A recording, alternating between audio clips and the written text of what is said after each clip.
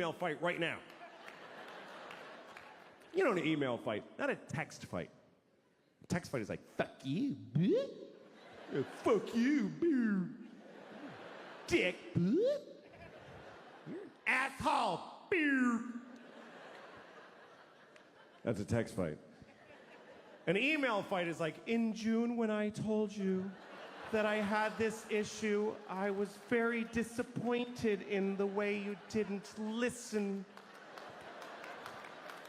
You know those emails you just work on it all night? Like it's the closing argument to a murder case. It's so important, your fucking email. You're pounding it out like Beethoven and you're pouring water in your head and going deaf and still working on it. And then you send it to somebody. Can you read this and tell me if it's fair what I wrote? Start at the bottom. And they write back, I made a few changes. Oh, thank you, that really captures my voice, and yet... And then you send it to somebody else, and they're like, I would take out eat shit fuckface. And you're like, no, fuck you, I'm gonna keep it. And then finally you send it. And you're like, And then you feel really good, I finally said it. Finally. And you have this fantasy that they're at home reading it right now going, I'm wrong about all of the things.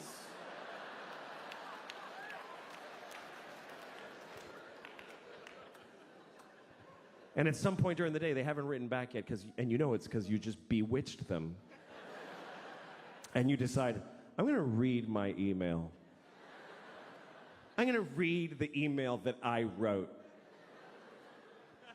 Is there any more disgusting modern human behavior than reading your own already sent emails? Is there any more scratching your asshole and smelling your finger than that? I do it all the time. So that's what I did. I was in an email fight, and I looked in the sent folder where it's all, that's it. It's in stone. You can't change that anymore. And I realized, by mistake, it said, this is my latest draft. What do you think?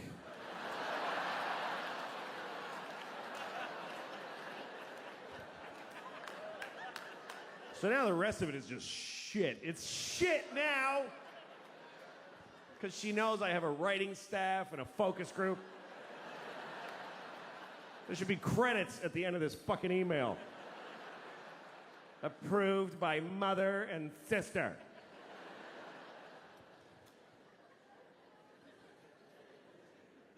I don't know. Love is worth it, though. It really is. It's worth it. It is.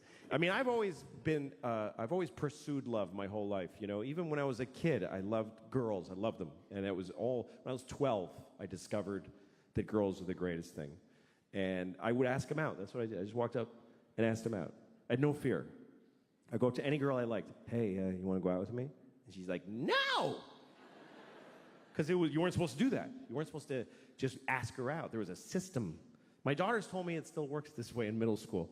There's a thing where the boy asks his friend to ask her friend to ask her what she would say if he asked her out. How did children just know this Elizabethan parlor thing? 12-year-old boy, please inquire after her maiden friend. Were I to request her presence, what might be her answer?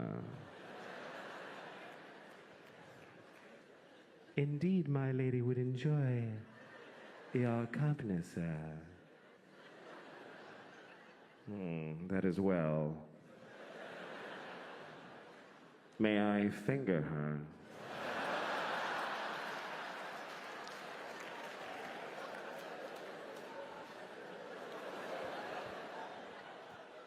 You are bold, sir. And finger her you may.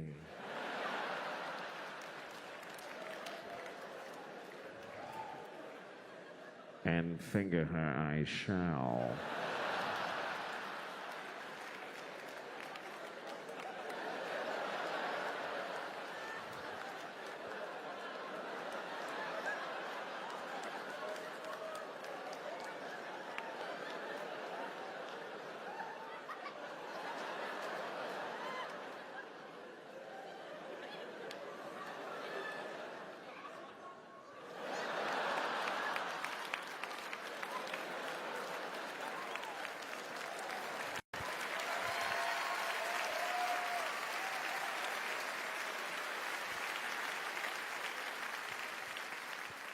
Anyway, I didn't do any of that myself. I would just ask them out. Girls said no to me. Till Rachel. Rachel was the first girl who said yes. I asked her to the dance in 8th grade, and she said yes. Happiest moment of my life. Even to now. I never beat it. Anyway, Rachel said yes, I'll go to the dance with you. So we went to the dance. I was 13. My first time with a girl. And about 5 minutes into the dance, she comes up to me and she says, do you mind if I dance with Jeff? I was like, okay. Because what other moves did I have at 13? What else are you going to say? Do you mind if I dance with Jeff? Yeah, I do. I mind very much. What the fuck do you think this is, Rachel? You know what? Get your shit. We're leaving right now. Get your shit. Shut the fuck up, Rachel. I swear to God. I didn't have any of those tools. So I said, okay. And she danced with Jeff and made out with Jeff and left with Jeff. That was it. And I learned, by the way, that guy Jeff, this is a true story. That guy Jeff, he's a woman now. That's what happened. It's true. I was looking, and she has a whole blog on Facebook about becoming a woman. I was up all night reading it. I was crying. It was amazing. I was like, this is incredible. And then at the end, there's a picture of her with hair, and she says, I didn't change. I knew what I was all along. I knew I was a girl since I was 6 years old. And I read that, and I thought, why'd you take my fucking date then? You knew, you piece of shit. Fuck you, Jeff. Fuck you and your journey. I don't give a shit now. Hooray for transgender, but fuck you because you're just an asshole who became a cunt. That's what happened.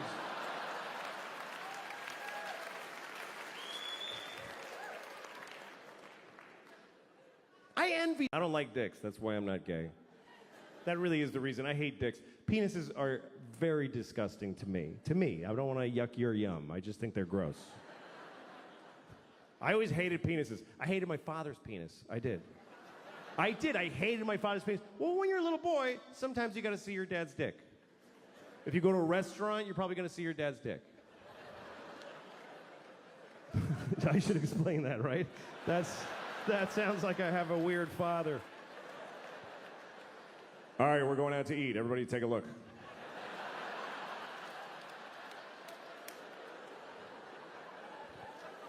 No, sometimes if you go to a restaurant with your family, when it's time to pee, you go pee with your dad if you're a little boy. If you go to a ball game with your dad, I remember there was never urinals, it was just a trough. And the little boys and the men stand there together. And the men are just standing there. And we're down here, the little boys. And the dicks are eye level, just horrible, hissing dicks in both directions, like a chorus line. Just.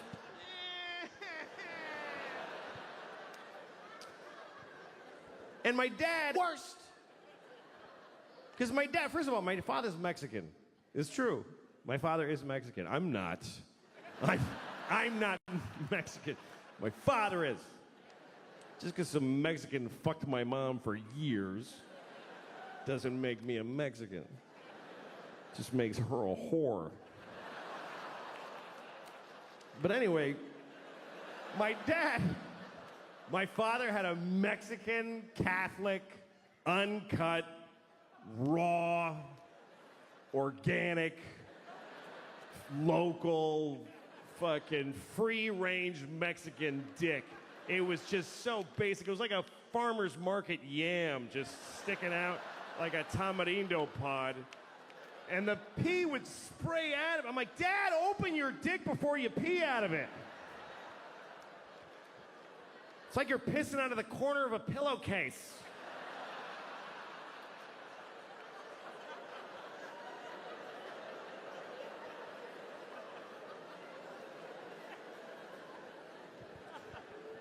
And my dad's had a weird life, too.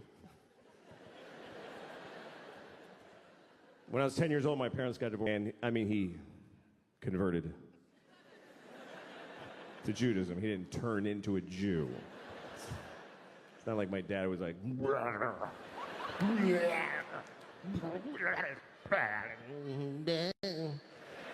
he converted to Judaism. And I had friends who were Jewish, and I knew that they had little clip dicks, little neat. And then I remembered my father's alligator claw of a penis. I really hate penises. That's really my problem with being gay. That's why I'm not gay. Men are fine. I'd like to have a boyfriend. That would be nice. I would. Every time I hear somebody say my boyfriend, I'm always like, I want a boyfriend. Why can't I have a boyfriend? I'd like to have a big, tall boyfriend.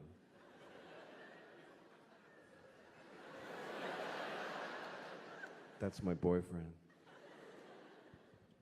I'm mad at my boyfriend. I get to wear his jacket. It's all big on me. I'm like, it's my boyfriend's jacket.